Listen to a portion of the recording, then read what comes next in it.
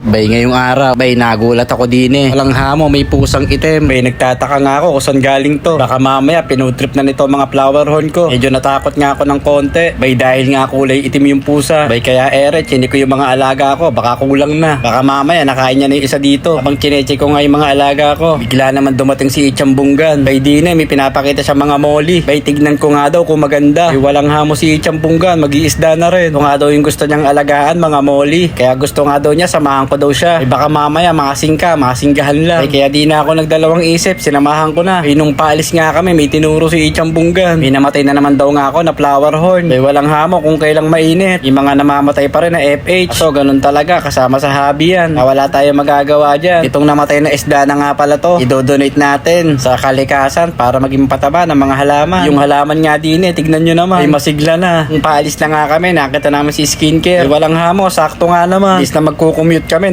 libre pa kami ng pamasahe. May ere nga, siksikan kami sa motor niya. Kapag nahuli, damay-damay na. Tignan nyo naman, siksikan na kami sa upuan. Punta nga pala namin dyan ay sa Kalamba. Taga doon nga pala yung kukuhanan ni Ichambunggan. Di ko nga lubos akalain. Ay nga mo si Ichambunggan, gusto na rin maging fish keeper. Kaya susuportahan natin yan sa gusto niya. Bay din nakarating na nga kami sa location. Siya nga pala yung kausap ni Ichambunggan. Siya nga pala si Idol Fish Dave. Kaya akala ko nga di kami makakapasok. Nga ba naman, may bantay na aso. Setup nga pala ni Idol ay napakasimple lang. Pero napakagaan sa mata at napakaaliwalas. Kahit ganito nga lang yung setup niya, pero yung mga alaga niya, quality. Sobrang ganda nga ng mga molly niya dito. Sobrang cute nga nito. Parang gusto ko na rin mag-alaga ng molly. Kaso nga, hindi pa ako masyadong familiar sa kanila. Halos manggilan-gilan nga lang. Yung alam ko na strain. Walang hamo. Sobrang dami nga niyang alaga ditong mga molly. Dini nga, naiengganyo na ako. Parang natutokso ako mag-alaga ng molly. Nung mga oras na nga niyan, medyo na-appreciate ko na. Ang ganda nila. Lalo na nga nung nilagay niya sa show tank. Mas nakita ko nga yung tunay nilang mga ganda. Grabe, sobrang cute nga ng mga to. Bilog na bilog. Parang gusto ko na nga talaga mag-alaga ng molly. Sakto nga, may makantay kong mga tank. Pag-iisipan ko yung mabuti. Dini nga, si Ichambunggan namimili na. Tungan ko nga daw siyang sumipat kung ano ba yung mas maganda. Sabi ko nga sa kanya, hindi pa ako masyadong pamilyar. Dito nga si Boy Skincare ay na-OP. Hindi daw kasi siya makarelate pag mga isda. Sabi ko sa susunod, mag-alaga ka na rin. Si Ichambunggan niya ay may tinuturo sa akin. Sobrang dami nga daw ng mga anak na mga molly. Kaya daw kasi nagustuhan niya, mabilis daw dumami. Kasi ang isang anakan daw niya ay napakarami na. Dini nga, may pinapakita ulit si Idol. Kung araw kung gusto daw ba ni Ichambunggan ng ganitong kulay. Hindi nga makapag-desisyon dyan si Ichambunggan dahil nalilito na. Halos nga raw lahat ng pinapakita ni Bossing ay maganda. Kaya nahihirapan daw siyang mamili. Dahil sa dami nga daw ng pwedeng pagpilian. Kung nga kasi masyadong kilala yung ibang strain na molly kaya hindi ko masabi kung anong pangalan nila. Tapos itong isa ay sobrang ganda. Ang ganda ng coloration nito. Talagang natutokso na ako mag-alaga ng molly. Sa daming pinakita ni Idol. Kahit ako nahirapan kung anong gustong bili ni Ichambunggan. Buti na nga lang ay nakapag-decide na siya. Daming pinakita ni Idol. Ito na yung napili niya. Ito daw pala yung tinatawag na Trico. Correct me if I'm wrong. Ito na daw talaga yung nagustuhan ni Ichambunggan. Sabi, sobrang lalaki nga na binigay sa kanya. Halos breeder size na nga daw yan. Para daw mabilis mapadami ni Ichambunggan. Napawaw na lang dyan si Boy Skincare. Walang hamuan naman. May pa-previous pa. Nya mo si Ichambunggan, wala pa rin reaksyon. Hindi mo malaman kung masaya ba siya sa binigay sa kanya. Thank you nga pala, Idol, sa pagdandil. Naway marami kang maging customer. Kaya happy fish keeping sa'yo, Idol. Kaya antemano, rumekta uwi na kami. Excited na kasi si Ichambunggan sa bago niyang alaga. Pagdating nga namin sa kanila, nagmamadali na nga si Ichambunggan para i-acclimate daw yung bago niyang alagang molly. Tignan niyo naman yung setup ni Ichambunggan. Nga pala yung itsura na nabili niya. Grabe, nakakaramdam nga ako ng inggit kay Ichan. Dahil sobrang ganda nga ng molly na nabili niya. Nga pala yung ibang alaga ni Ichambunggan ng mga molly. Sa pagkakaalam ko kasi, mas marami daw siyang Pikachu. Yun nga pala yung sinasabi niyang una niya naging molly. Hindi nga nakapagparami na pala siya dito ng mga fry. Gulat niya ako dahil nakapagparami na rin pala siya. May iba-ibang strain na rin pala siya ng mga molly. Gulat nga pala nito ng PKBM. Nga pala yung setup ni Ichambunggan. Napakasimple lang dahil nag-uumpisa pa lang naman siya. Nakakatuwa nga dahil naengganyo natin siya mag-alaga. Sa susunod, si Skincare na, yung fish keeper. Kaya abangan nyo na.